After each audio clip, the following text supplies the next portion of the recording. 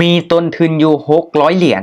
เฮาควรที่จะบริหารทุนแบบใดให้ได้กำไร100 เหรียญใน1รอบมาเบิ่งคลิปนี้นำกันทุกคนเนาะก่อนอื่นก็สบายดีทุกคนเนาะยินดีต้อนรับทุกคนเข้าสู่ช่องของวันนาเทรดเดอร์เนาะมื้อนี้ก็ถือว่าเป็นการมาแชร์ความรู้เกี่ยวกับการบริหารทุน600 เหรียญเนาะเพื่อที่จะสร้างกำไร100 เหรียญใน1รอบทุกคนเนาะการที่เฮามีต้นทุนอยู่600ทุกคนเนาะเอากำไร100นี่ก็ถือว่าหลายได้เนาะ100 เหรียญต่อรอบเนาะประมาณ10นาทีเฮาได้เงิน100 เหรียญเนาะเกือบ2ล้านปลายแล้วเนาะแต่ว่าการต้นทุนของเฮาก็หลายทุกคนเนาะตอนนี้อยู่กับกราฟของอีเธเรียมทุกคนเนาะอยู่กับกราฟของอีเธเรียมเด้อเนาะเดี๋ยวค่อยจะมาเทรดเก็บกำไร100 เหรียญในรอบนี้ทุกคนเนาะสำหรับการบริหารทุนเนาะหรือว่าการเดินเงินทุกคนเนาะสำหรับคอยแมน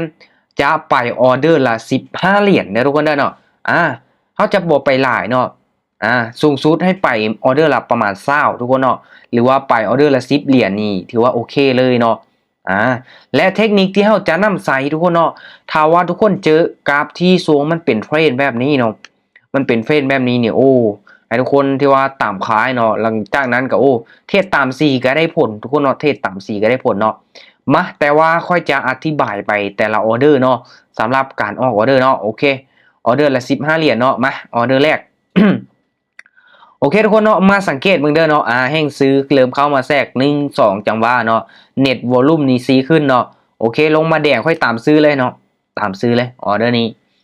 ถามว่ามันลงมาแดง2แบบนี้ทุกคนเนาะอุ้ยบอกว่าตีออเดอร์แรก ก็มีความเสี่ยงอยู่ได้ทุกคนเนาะก็มีความเสี่ยงอยู่ได้เนาะเพราะว่าแนวโน้มก็ยังเป็นขาลงเนาะเห็นบ่เฮาซูมเบิ่งไกลๆนี่อีทีเรียมมันค่อนข้างที่จะลงมาต่ำเนาะเขาก็เลยตัดสินใจที่ว่าจะซื้อขึ้นไปในออเดอร์นี้เนาะแต่ว่ามันก็ยังเทขายลงมาค่อนข้างที่จะแห้งเนาะขึ้นไปพักโตเขียวได้บ่เนาะเขียวได้บ่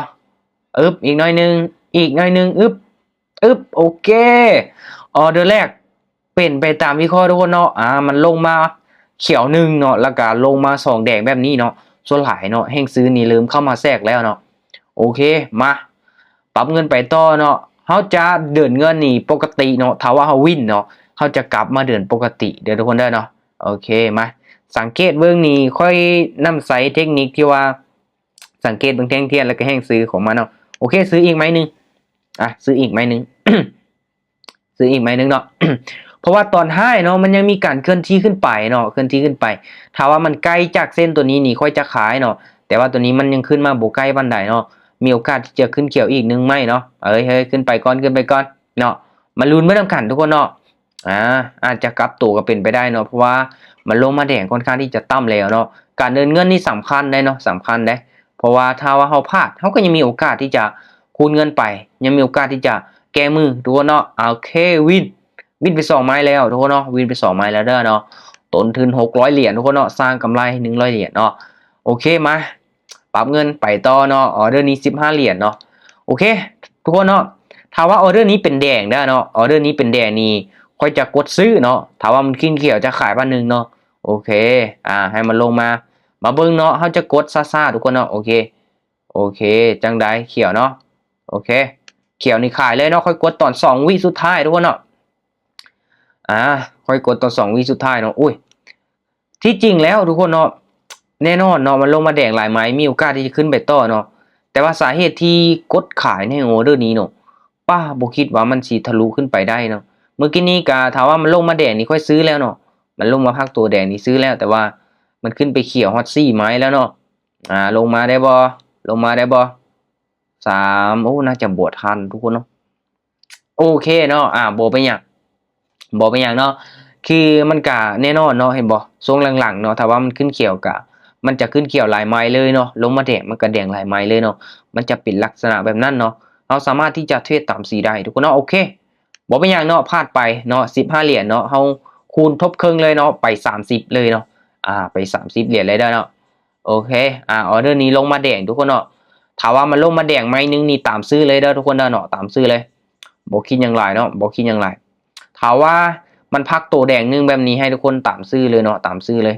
แต่ว่าบวกค่อยงามเนาะสังเกตเบื้องแท่งเทียนตัวนี้เนาะบวกค่อยงามถ้าว่ามันปิดเต็มนี่โคตรงามเลยเนาะ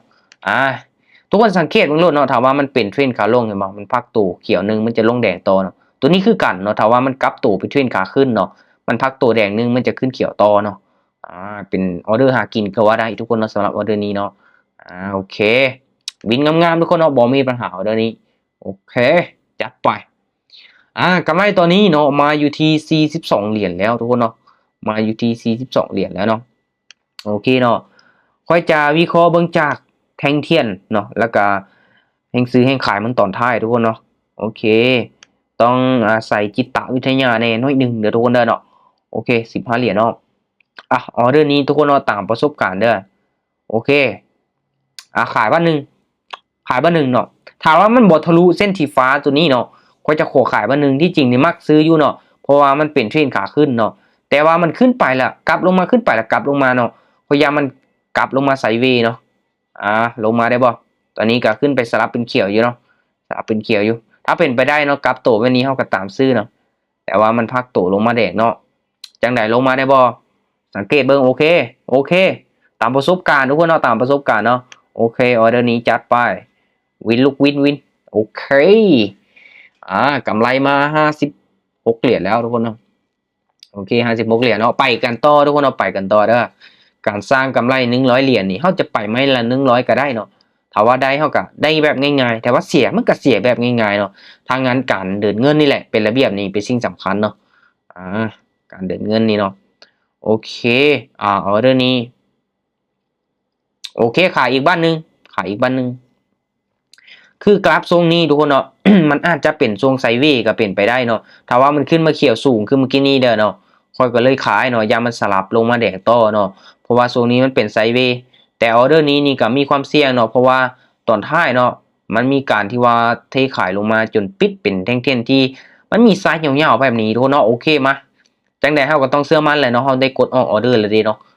เฮาก็ต้องมั่นใจในไว้ก่อนเนาะมั่นใจไว้ก่อนนิ่งไว้ได้บ่ลูกโอเคงามหลายเนาะกราฟทุกคนเนาะถามว่ามันลงมาแล้วเนาะมันลงมามันลงมาปุ๊บเนาะแล้วก็มันขึ้นมาเนาะทรงนี้มันจะไซด์เวย์ก่อนเนาะมันจะไซด์เวย์เนาะเป็นทรงไซด์เวย์เนาะทรงนี้เนาะโอเคมา ปรับเงินไปต่อเนาะเฮาจะเดินเงินเนาะ15เหรียญคือเก่าเด้อเนาะ15เหรียญเอากำไร100เหรียญเด้ออีกประมาณ2ไม้เนาะ2ไม้เนาะ2ไม้ไปเนาะมีกำไร100เหรียญออเดอร์นี้ทุกคนเนาะโอเคซื้อบ้านนี้เนาะซื้อบ้านนึงออเดอร์นี้นี่เป็นอย่างคือซื้อเนาะทั้งที่ทรงนี้มันเปลี่ยนทรงไซด์เวย์เนาะสังเกตเบิ่งแท่งเทียนล้วนๆเลยเนาะถ้าว่าแท่งเทียนที่มันมีไส้แบบนี้เนาะแล้วก็ย่องขึ้นสูงกว่าแท่งเทียนแดงตัวนี้เนาะเป็นลักษณะแท่งเทียนกลืนกินแบบนี้เด้อทุกคนเด้อเนาะถ้าประกันเนาะจังใดมันก็ต้องขึ้นเขียวต่อได้เนาะเพราะว่าแห่งซื้อกับพักดันราคาขึ้นไปทุกคนเนาะจัดเต็มออเดอร์นี้15เหรียญที่เก่าเนาะโอ้วินงามๆเลยแหละทุกคนเนาะโอ้ขึ้นมาสูงหลายเนาะโอเควินเรียบร้อยทุกคนเนาะเรียบร้อยเนาะวินไป4ไม้ติดแล้วเนาะมาเบิ่งนำกันว่าจะได้ฮอด5ไม้ติดบ่ทุกคนเนาะจะได้ฮอด5ไม้ติดบ่ถ้าว่าไปอีกโอเคเนาะมาออเดอร์นี้ขอ20เด้อออเดอร์นี้ขอไป20เด้อทุกคนเด้อเนาะค่อนข้างที่จะมั่นใจอยู่เนาะค่อนข้างที่จะมั่นใจเนาะขอไป20เนาะเพราะว่าถ้าว่าไป15มันจะบ่พอทุกคนเนาะต้องขอไป20เด้อนี่ขายเลย3เขียวพักตัวแดงนึงทุกคนเนาะตามสูตรตามเทคนิคมาลุ้นเบิ่นำกันเด้อเนาะไซได้ผลแห้งเนาะไซได้ผลแห้งตามที่ค่อยได้นำไซมาตลอดเนาะขึ้นมา3เขียวเนาะค่อยขายบ้านนึง3เขียวขายบ้านนึงกำไรทุกคนเนาะส่วนหลายแล้วมันจะมีอัตราการชนะเนาะทุกคนเนาะส่วนหลายแล้วมันจะมีอัตราการชนะเนาะตัวนี้เนาะมาลุ้นเบิ่นำกันว่ามันจะเป็นไปตามเทคนิคที่เราได้นำไซมาตลอดบ่เนาะตอนนี้ก็ลงมางามเห็นบ่ทุกคนเนาะถ้าว่ามันขึ้นไปเนาะ3แท่งเทียนเขียวแบบนี้เนาะโอเควินเลยทุกคนเนาะวินเลยเนาะโอเคสุดยอดหลายเนาะโอเคเราได้5ออเดอร์ติดต่อกันทุกคนเนาะแถมเราจะได้เปิดกล้องของขวัญอีกเนาะทุกคนเนาะโอเคสุดยอดหลายเนาะเห็นบ่กำไรทุกคนกำไรมา100กับ3เหรียญเนาะกำไรตามเป้าหมายเนาะอัตราการชนะก็สูงอีกเนาะสำหรับรอบนี้เนาะไปออเดอร์แรกก็วินเนาะพลาดเพียงแต่ไม้เดียวทุกคนเนาะกะหันวินเลยเด้อเนาะกะหันวินหมดเลยเนาะถือว่าสุดยอดหลายเนาะสำหรับรอบนี้ทุกคนเนาะสำหรับการเทรดการวิเคราะห์ของข้อยเนาะในการเดินเงินเนาะประมาณนี้เลยเนาะไปไม้ละ15เหรียญถ้าว่าเสียคูณเป็น30ถ้าว่าเสีย30คูณเป็น60 เนาะคูณไป120เนาะเรามีต้นทุน600เหรียญนี่เนาะแน่นอนทุกคนเนาะเราสามารถที่จะคูณได้หลายไม้เนาะถ้าว่าเราไปไม้น่ะน้อยๆก่อนเนาะโอเคถือว่ารอบนี้นี่กำไรมาตามเป้าหมายเนาะกำไรมาตามเป้าหมาย100เหรียญเนาะสำหรับรอบนี้เนาะเดี๋ยวมาเบิ่งกล้องของขวัญเนาะมันมาแล้วบ่กล้องออเดอร์5ไม้ติดต่อกันทุกคนเนาะชนะ5ออเดอร์ติดต่อกันเนาะเราจะได้เปิดกล้องตัวนี้เนาะแต่ว่าต้อง10เหรียญเนาะออเดอร์ละ10เหรียญขึ้นไปเนาะแล้วก็ห้ามกดข้ามออเดอร์ทุกคนเนาะเห็นบ่เราสามารถอ่านเบิ่งอยู่นี่เลยเนาะห้ามกดข้ามออเดอร์เนาะเราต้องกดออกทุกๆไม้เนาะทุกๆออเดอร์ทุกๆนาทีเนาะแล้วไม้ละ10เหรียญเนาะอย่าลืมคลิกรับเลยเนาะภายใน24ชั่วโมงทุกคนเนาะถ้าว่าเฮาก่ายไปเนาะมื้ออื่นเนาะมันจะบ่ได้เนาะมันจะบ่ได้เนาะเดี๋ยวเฮารีเฟรชเนาะรีเฟรชให้มันมาโอ้ยังบ่มาทุกคนเนาะยังบ่มาเนาะเดี๋ยวเราหาแป๊บนึงรอท่าแป๊บนึงเนาะรอท่าแป๊บนึงกว่ามันสิมานี่ก็ต้องได้ใช้เวลาจักหน่อยทุกคนเนาะใช้เวลาจักหน่อยเนาะก็ถือว่ารอบนี้ทุกคนเนาะลองเอาไปฝึกฝนเอาไปฝึกเทรดเบิ่งเด้อเนาะสำหรับการเทรดการนำไซด์การวิเคราะห์อีหยังต่างๆทุกคนเนาะการแน่นอนเนาะอยากแนะนำให้มือใหม่นะคนที่หากเข้ามาลงทุนก็ให้ตั้งใจศึกษาทุกคนเนาะบ่ว่าจะเป็นทีมงานที่อยู่ในกลุ่มอยู่ในทีมของข้อยก็ตามเนาะหรือว่าทีมงานนอกเนาะให้ศึกษาให้ฝึกฝนดูๆเนาะคอยฝึกฝนฝึกเทรดทุกมื้อเนาะแล้วก็พยายามที่จะจื้อจุดผิดพลาดเนาะไม้นี้เสียย้อนหยังไม้นี้ได้ย้อนหยังเนาะออเดอร์แบบใดเฮาเสียเนาะออเดอร์แบบใดเฮาวินเนาะเฮาต้องจื้อได้เนาะเฮาวิเคราะห์จากตัวใดแล้วเฮามีอัตราการชนะเนาะในกราฟของแบบใดทุกคนเนาะหลักๆแล้วให้ทุกคนนี่พยายามที่จะจับจุดให้ได้เนาะจุดกลับตัวของมันเนาะเห็นบอกเมื่อกี้นี้ค่อยเข้าเนาะจุดกลับตัวเนาะตามซื้อขึ้นไปซื้อแล้วก็มาขายนี่น้อยนึงเนาะเห็นบ่เนาะก็เฮ็ดให้มีกำไรเนาะจุดกลับตัวมันเห็นบ่ทุกคนเนาะลงมาต่ำแล้วเนาะโอเคจังได๋เนาะกล้องของขวัญเดียวอีกแป๊บนึงทุกคนเนาะโอเคมาทุกคนเนาะกล้องของขวัญเฮามาแล้วเนาะตอนนี้เนาะกล้องของขวัญเฮามาแล้วเด้อเนาะมาเดี๋ยวเฮามาเปิดกล้องของขวัญนำกันเนาะกล้องของขวัญ5ไม่ติดทุกคนเนาะ5ออเดอร์ติดต่อกันเนาะ โอเคทุกคนเนาะนับเลยเนาะ3 2 1เลยเนาะโอเคกล้องของขวัญ5ออเดอร์ติดต่อกันเนาะสำหรับการเทรดของข้อยในรอบนี้เนาะก็ถือว่าบ่ผิดหวังคนเนาะอัตราการชนะสูงเนาะพลาดเพียงแต่ไม้เดียวเนาะก็หั้นก็มีกำไรเนาะทุน600เนาะกำไรมา100เหรียญตามเป้าหมายเนาะโอเคสำหรับคลิปนี้ก็เป็นการเทรดให้เพื่อทีมงานเบิ่งเนาะมื้อนี้ก็กำไรมาเพียงแต่66เนาะเพราะว่าค่อยเทรดก่อนหน้าหั้นเสียไปเนาะติดลบไป2ไม้แล้วก็พักเนาะพักแล้วก็มาเอามา600แล้วก็เอากำไร100ก็ได้เนาะโอเคกำไรมาประมาณนี้แต่ว่าสิ่งสำคัญเนาะเราจะมาเปิดกล้องของขวัญเนาะเทรดวินแล้วเนาะ5ออเดอร์ติดต่อกันเนาะ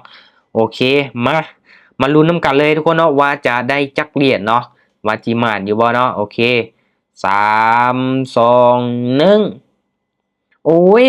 ได้เพียงแต่5เหรียญทุกคนเนาะปาดเกินไปที่บ่ได้น้อยแท้เนาะโอ้ยเห็นว่าก็ได้โอ้ให้กันน้อยโพดเนาะคิดว่าสิได้หลายกว่านี้ทุกคนเนาะโอ้ยเอาไปเอามาละได้น้อยเดียวนึงเนาะได้น้อยเดียวนึงเนาะโอเคทุกคนเนาะสำหรับคลิปนี้เนาะก็